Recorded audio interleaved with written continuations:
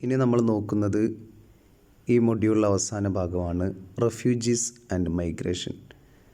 അഭയാർത്ഥികളും കുടിയേറ്റക്കാരും അവർ നേരിടുന്ന പ്രശ്നങ്ങൾ, അതുമായി ബന്ധപ്പെട്ട അന്താരാഷ്ട്ര രാഷ്ട്രീയത്തിലുണ്ടാവുന്ന ചർച്ചകളും ആലോചനകളുമൊക്കെയാണ് ഇനി നമ്മൾ നോക്കുന്നത്. ആദ്യമായിട്ട് റെഫ്യൂജി, അഭയാർത്ഥികളെ കുറിച്ചാണ് ആദ്യമായിട്ട് നോക്കുന്നത്.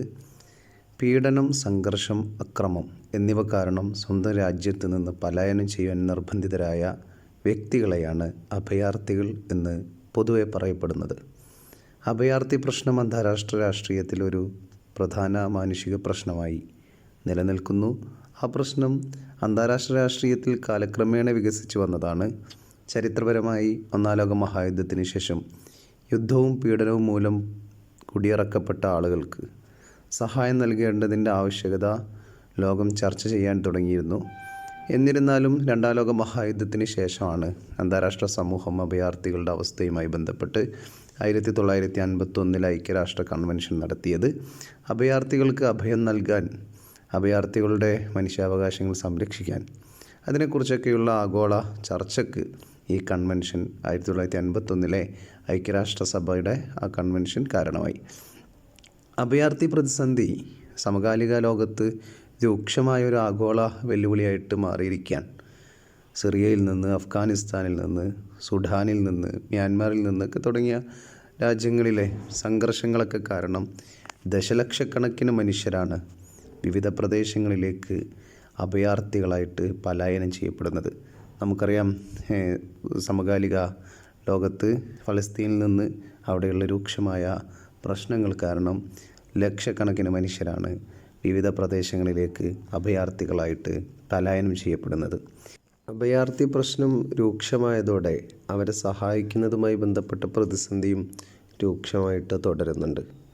അവർക്ക് മാനുഷിക സഹായം നൽകൽ, അവർക്ക് അഭയം നൽകൽ, വിദ്യാഭ്യാസം നൽകൽ, ആരോഗ്യം നൽകൽ എന്നിവയൊക്കെ വലിയൊരു പ്രതിസന്ധിയായിട്ട് ആഗോളതലത്തിൽ തുടരുകയാണ്. അഭയാർത്ഥികളോടുള്ള നിലപാടുകളിൽ വിവിധ രാജ്യങ്ങൾ വ്യത്യസ്തമായ നിലപാടാണ് എടുക്കുന്നത്. ചില രാജ്യങ്ങൾ അനുകമ്പയോടെയും ഐക്യദാർഢ്യത്തോടെയും അവർക്ക് വേണ്ടിയുള്ള നയങ്ങൾ സ്വീകരിക്കുമ്പോൾ അഭയാർത്ഥികൾക്ക് അഭയവും പുനരധിവാസ അവസരങ്ങളും വാഗ്ദാനം ചെയ്യാൻ അത്തരം രാജ്യങ്ങൾ ശ്രമിക്കുന്നു. എന്നാൽ മറ്റു രാജ്യങ്ങൾ കർശനമായ അതിർത്തി നയങ്ങളും നയതന്ത്രങ്ങളും കുടിയേറ്റ നയങ്ങളും നടപ്പിലാക്കി അഭയാർത്ഥികളെ കൂടുതൽ രൂക്ഷമായ പ്രശ്നത്തിലേക്ക് ആക്കുന്ന രീതിയിൽ അവരുടെ എല്ലാവിധ അഭയവും നൽകാത്ത രീതിയാണ് മറ്റു ചില രാജ്യങ്ങൾ ചെയ്യുന്നത്. അഭയാർത്ഥികളെ സഹായിക്കുന്നതിനുള്ള ശ്രമങ്ങൾ ഏകോപിപ്പിക്കുന്നതിനും അവരുടെ അവകാശങ്ങൾക്കായി വാദിക്കുന്നതിനും മാനുഷിക സഹായങ്ങൾ സുഗമമാക്കുന്നതിനും united national high commission for refugees UNHCR പോലുള്ള അന്താരാഷ്ട്ര സംഘടനകളുടെ പങ്ക് നിർണായകമാണ്. എന്നിരുന്നാലും ഫണ്ടിങ്ങിൻ്റെ ക്ഷാമവും അപര്യാപ്തമായ അടിസ്ഥാന സൗകര്യങ്ങളും രാഷ്ട്രീയ സംഘർഷങ്ങൾ തുടങ്ങിയ വെല്ലുവിളികൾ അഭയാർത്ഥി സംരക്ഷണത്തിൻ്റെ ഫലപ്രാപ്തിയെ ബാധിക്കുന്നുണ്ട്. അപ്പോൾ UN-ൻ്റെ ഒരു കമ്മീഷൻ പ്രവർത്തിക്കുന്നുണ്ട് അഭയാർത്ഥികളെ സഹായിക്കുന്നതിന് വേണ്ടി. എങ്കിലും രൂക്ഷമായ അഭയാർത്ഥികൾ പ്രവാഹം ലോകത്തിൻ്റെ വിവിധയിടങ്ങളിൽ ഇങ്ങനെ ഉണ്ടായിക്കൊണ്ടേയിരിക്കുന്നത് അത് വളരെ പ്രയാസങ്ങൾ സൃഷ്ടിക്കുന്നുണ്ട്. ഇത്തരം സംഘടനകൾക്ക് തന്നെ അവർക്ക് അഭയാർത്ഥി പ്രശ്നങ്ങളിൽ ഇടപെടുന്നതിന് ആവശ്യമായ ഫണ്ടിങ്ങിൻ്റെ കുറവും അടിസ്ഥാന സൗകര്യത്തിൻ്റെ കുറവൊക്കെ കാരണം അങ്ങനെയുള്ള വെല്ലുവിളികളും നേരിടുന്നുണ്ട്.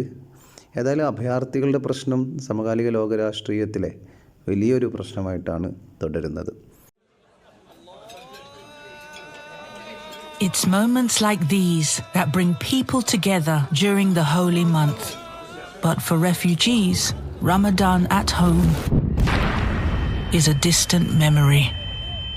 Fleeing conflict and natural disasters, facing fear and uncertainty, they seek safety and protection.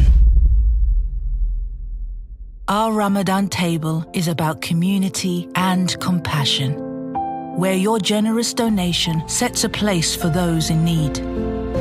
This Ramadan, let's extend our table to families forced to flee.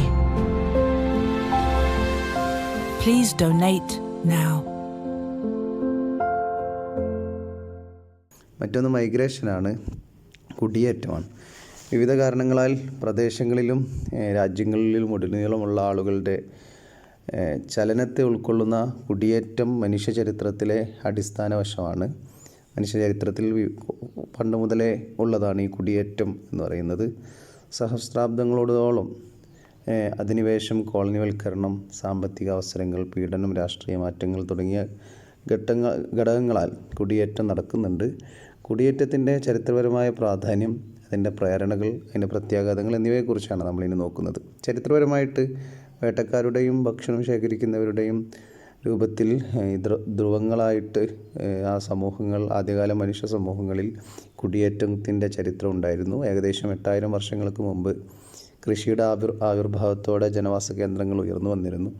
എന്നാൽ ഹിറ്റൈറ്റുകൾ, ഫെനീഷ്യന്മാർ, ഗ്രീക്കുകാർ തുടങ്ങിയ സാമ്രാജ്യങ്ങൾ യൂറോപ്പ്, വടക്ക് ആഫ്രിക്ക, ഏഷ്യ എന്നിവിടങ്ങളിലെ സംസ്കാരങ്ങളെ പുനർനിർമ്മിച്ചതായിട്ട്, ഈ കുടിയേറ്റത്തിലൂടെ പുനർനിർമ്മിച്ചതായിട്ടുള്ള ചരിത്രമുണ്ട്. അധിനിവേശം, അമേരിക്കയിലെ യൂറോപ്യൻ കോളനിവൽക്കരണം, അടിമക്കച്ചവടം, നിർബന്ധിത തൊഴിൽ വ്യവസായങ്ങൾ എന്നിവയാൽ കുടിയേറ്റങ്ങൾ കൂടുകയാണ് പിന്നീടും ചെയ്തത്. സമീപകാല ചരിത്രത്തിൽ ഏറ്റവും കണ്ടംപററി ആയിട്ട് പറയുകയാണെങ്കിൽ കുടിയേറ്റ രീതികളെ സാമ്പത്തിക അവസരങ്ങളും പ്രയാസങ്ങളും സ്വാധീനിച്ചിട്ടുണ്ട്. 19-ാം നൂറ്റാണ്ടിൽ യൂറോപ്പിൽ നിന്ന് അമേരിക്കയിലേക്കുള്ള കുടിയേറ്റം, അതുപോലെ ഉരുളക്കിഴങ്ങിൻ്റെ ക്ഷാമത്തിൽ നിന്ന് രക്ഷപ്പെടുന്നതിന് ഐറിഷുകാർ മെച്ചപ്പെട്ട ഉപജീവനമാർഗം തേടുന്നതിന് ജർമ്മനിയിലേക്കുള്ള കുടിയേറ്റം, സാമ്പത്തിക പ്രചോദനങ്ങൾ പ്രതിഫലിക്കുന്ന നിരവധി കുടിയേറ്റങ്ങൾ അങ്ങനെ 19-ാം നൂറ്റാണ്ടിലും 20-ാം നൂറ്റാണ്ടിലൊക്കെ യൂറോപ്പിലുണ്ടായിരുന്നു. അതുപോലെ മതപരവും രാഷ്ട്രീയപരമായ പീഡനങ്ങൾ കാരണം ജൂതന്മാർ അവർ പലായനം ചെയ്യപ്പെട്ട അഭയാർത്ഥികൾക്കായി പല രാജ്യത്തും കഴിഞ്ഞിരുന്നു. പിന്നീട് അവർ അവരുടെ ദൈവരാജ്യം എന്നൊക്കെ പറഞ്ഞവർ പിന്നീട് ഒരു പ്രദേശത്തേക്ക് കുടിയേറുന്നുണ്ട്. അങ്ങനെ യൂറോപ്പിലെ പീഡനങ്ങളിൽ നിന്ന് രക്ഷപ്പെടാൻ വടക്കേ അമേരിക്കയിലുള്ള വിവിധ മതവിഭാഗങ്ങളുടെ കുടിയേറ്റമൊക്കെ അക്കാലത്തും ഉണ്ടായിരുന്നു. ആധുനിക യുഗത്തിൽ ആഗോളവൽക്കരണം കുടിയേറ്റത്തെ സമ്മർദ്ദമായിട്ട് തീവ്രമാക്കിയിരിക്കുകയാണ്. സാമ്പത്തിക ആഗോളവൽക്കരണം ഒരു ആഗോള തൊഴിൽ വിപണി സൃഷ്ടിച്ചു. ഇത് വിദേശത്ത് നിന്നുള്ള തൊഴിലാളികളെ റിക്രൂട്ട് ചെയ്യുന്നതിലേക്ക് നയിക്കുന്നു. കിഴക്കൻ യൂറോപ്പിലെ കമ്മ്യൂണിസത്തിൻ്റെ തകർച്ചയും പ്രദേശങ്ങൾ തമ്മിലുള്ള സാമ്പത്തിക അസമത്വം കുടിയേറ്റ പ്രവാഹത്തിന് ആക്കം കൂട്ടി. സമൂഹങ്ങളിലും സമ്പദ് വ്യവസ്ഥകളിലും കുടിയേറ്റം കാര്യമായ പ്രത്യാഘാതങ്ങളുണ്ടാക്കി. ഇത് സാംസ്കാരിക വൈവിധ്യത്തിനും കുടിയേറ്റക്കാർ അവരുടെ രാജ്യങ്ങളിലേക്ക് നയിക്കുന്ന പണത്തിലൂടെയുള്ള സാമ്പത്തിക വളർച്ചയ്ക്കും കുടുംബ ബന്ധങ്ങളാൽ പങ്കിട്ട അനുഭവങ്ങളും അന്തർദേശീയ കമ്മ്യൂണിറ്റികളുടെ വികസനത്തിനും ഈ കുടിയേറ്റം സംഭാവന ചെയ്യുന്നുണ്ട്. എന്നിരുന്നാലും സാമൂഹിക ഏകീകരണം, തൊഴിൽ വിപണിയുടെ ചലനാത്മകത, കുടിയേറ്റ നയങ്ങളെക്കുറിച്ചുള്ള രാഷ്ട്രീയ സമ്മതങ്ങൾ തുടങ്ങിയ വെല്ലുവിളികളും ഉയർന്നു വരുന്നുണ്ട്. എന്നാൽ ലോകം കൂടുതൽ പരസ്പരബന്ധിതമാകുമ്പോൾ കുടിയേറ്റം മനുഷ്യ സമൂഹങ്ങളെയും സമ്പദ് വ്യവസ്ഥകളെയും ആഗോള ഇടപെടലുകളെയും രൂപപ്പെടുത്തുന്നതിൽ നിർണായകമായി തുടരുന്നു. കുടിയേറ്റം ഫലപ്രദമായി മനസ്സിലാക്കുന്നതിനും കൈകാര്യം ചെയ്യുന്നതിനുമുള്ള സങ്കീർണതയും അതിൻ്റെ പ്രാധാന്യവും ഉയർത്തിക്കാട്ടും.